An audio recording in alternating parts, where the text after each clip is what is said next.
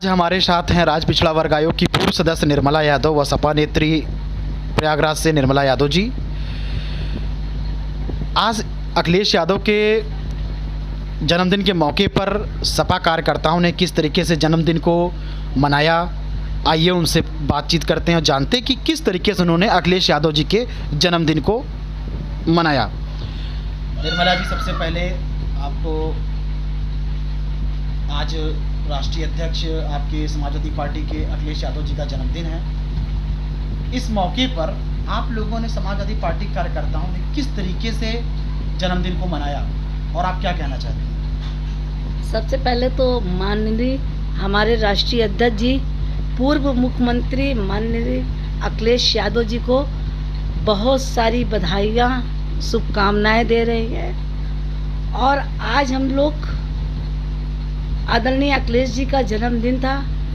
आज हम लोग बहुत सिंपल से जन्मदिन मनाया। किस लिए?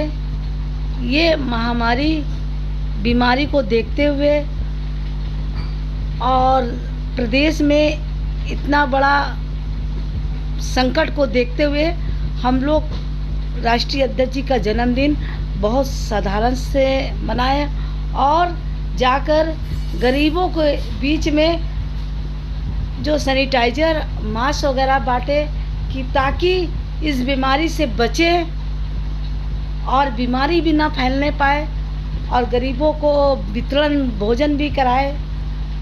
आज हम लोग का सबसे बड़ा जन्मदिन का उपलब्ध यही था। अच्छा निर्मला जी, एक चीज़ ये बताइए कि पिछले कुछ हफ्तों में आपने देखा होगा कि पेट्रोल डीजल की कीमतों में भारी उछाल आ रहा है और विपक्ष इसको लेकर काफ़ी जमकर विरोध प्रदर्शन भी कर रहा है। उसमें समाजवादी पार्टी ने भी विरोध प्रदर्शन हर ज़िले में किया है और आपने भी, क्या कहते हैं, प्रयागराज में काफ़ी इसके लिए विरोध प्रदर्शन किया था तांगा चलाकर। तो इस पे आपसे, सरकार से आप क्या कहना चाहती हैं? हमारी मांग है हम सब की, समाजवादी की, कि जो डीजल पेट्रोल का दाम जब अंतर्राष्ट्रीय बाज़ार में कच्चे तेल का दाम जब कम हुआ है तो क्यों ये सरकार यहाँ केंद्र की बढ़ा रही है? और ये डीजल पेट्रोल का दाम बढ़ने से समझ लीजिए जो किसान हैं उनको भी दिक्कत आएगी, आम आदमी की जेबा काटी जा रही है। बताइए, इससे गरीब आदमी वो होंगे, परेशान होंगे, महंगाई भी बढ़ेगी। तो हमारी मांग है सरकार से, केंद्र सरकार से, कि जब अंतर्राष्ट्रीय में तेल, कच्चे तेल का दाम जब कम है तो ये देश में क्यों नरेंद्र मोदी जी मान्यवर ये तेल का दाम बढ़ा रहे? ये तेल का दाम बढ़ाने से आपको पता है ये किसान आदमी का भी बहुत नुकसान होगा। ये बताइए, जब यही सरकार जब सत्ता में नहीं थी बीजेपी के लोग तो कितना विरोध करते थे। अब आज जब ये सत्ता में है तो लोगों का जेबा काट रहे हैं और यही तेल का दाम विरोध कर कर और सत्ता में आई। और आज यही सरकार तेल की दाम को इतना बढ़ा रखा है कि लोगों को जेबा काट रही है। इसका हम लोग विरोध करते हैं और विरोध इससे बढ़ के भी करेंगे। अगर नहीं मानेगी सरकार, इसका दाम वापस नहीं लेगी तो हम लोग इसका विरोध करते रहेंगे। प्रयागराज में हाल में ही हुए शिक्षा भर्ती घोटाले में, और चाहे वो लखनऊ का पशुपालन विभाग का घोटाला हो, इस पे लेकर समाजवादी पार्टी का क्या रुख है और समाजवादी पार्टी क्या कहना चाहती है? देखिए, समाजवादी पार्टी ये कहना चाहती है, सबसे बड़ी चीज़ तो ये प्रयागराज का सबसे बड़ा शिक्षा का वो माना गया है। कितने प्रयागराज से शिक्षा को हासिल कर कर IAS PCS भी बनते हैं। और इस प्रयागराज धरती के ऊपर अगर कोई घोटाला होता है तो बड़ी शर्म की बात है। और हमारे प्रयागराज में जो घोटाले हुए हैं, ये जनता बच्चों के साथ बहुत बड़ा अन्याय हुआ है। उनके ऊपर बहुत बड़ा ये उत्तर प्रदेश की सरकार भावनाओं से खिलवाड़ करी है। सपा तो ये भी आरोप लगा रही थी कि जो उस वक्त के SSP थे सत्यार्थ अनिरुद्ध पंकज, उनका ट्रांसफ़र इसी को देखते हुए किया गया था, उनका रातों रात ट्रांसफ़र करके वेटिंग लिस्ट में डाल दिया था। तो इसको आप क्या इसको समाजवादी पार्टी ने के आरोप को सही मानती हैं आप इसको? देखिए, समाजवादी पार्टी के सरकार बिल्कुल सही मानती है, क्योंकि जब इसकी निष्पक्ष जांच करने के लिए इलाहाबाद के एसएसपी ने जब जांच किया, इसमें बीजेपी के नेता कुछ आ रहे थे। जब इनका नाम आने लगा तो रातों रात जो ने उत्तर प्रदेश की सरकार उनको ट्रांसफ़र कर कर और वेटिंग लिस्ट में डाल दिया गया। ये सरकार अपनी नाकामी को छुपा रही है। हाल में ही आपने देखा होगा कि जो समाजवादी पार्टी है वो हमेशा आरोप लगाती रहती है कि कोरोना महामारी लेके सरकार की तैयारियों पर सवाल खड़ा करती रहती है। लेकिन मेरा आपसे सवाल ये है कि आपने प्रयागराज, आप समाजवादी पार्टी की एक वरिष्ठ हैं, कार्यकर्ता हैं और राज्य पिछड़ा वर्ग आयोग की सदस्य रह चुकी हैं, तो आपने प्रयागराज की जनता के लिए क्या किया और समाजवादी पार्टी ने यूपी उत्तर प्रदेश की जनता के लिए कोरोना महामारी को देखते हुए क्या मदद की?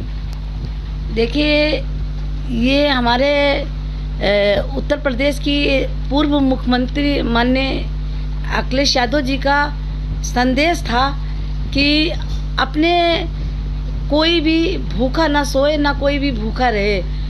ये महामारी की बीमारी में प्रवासी मजदूर के लिए हर कार्यकर्ता ने, और एक उदाहरण तो मेरे ही देख लीजिए कि हम भी लोगों के बीच में जाकर इस महामारी की बीमारी में लोगों की मदद की है।